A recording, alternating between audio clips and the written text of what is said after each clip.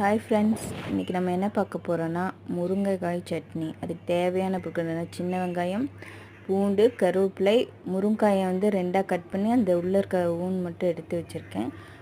வரமிளகா, புளி தேவையானது. அதுக்கப்புறம் ஒரு பேனில் எண்ணெய் ஊற்றி பச்சை பருப்பு, உளுந்தும் பருப்பு போட்டு வெங்காயம், பூண்டு, வரமிளகா, லைட்டாக சீரகம் போட்டிருக்கேன். அதை நல்லா வதக்கணும்.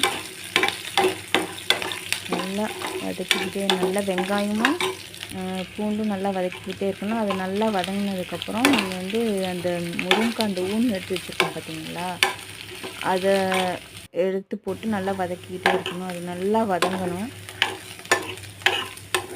சிம்மில் வச்சு கொஞ்ச நேரம் நல்லா வதக்குங்க.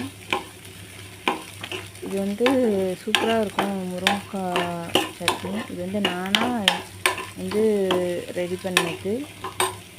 ட்ரை பண்ணி பார்த்துருக்கேன். சூப்பராக தான் இருக்குது.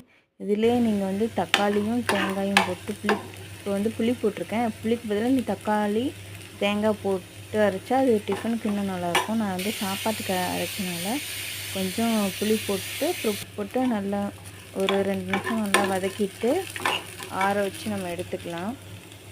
இதை ஒரு தடவை ட்ரை பண்ணி பார்த்துட்டு எப்படி இருந்ததுன்னு கமெண்டில் சொல்லுங்கள்.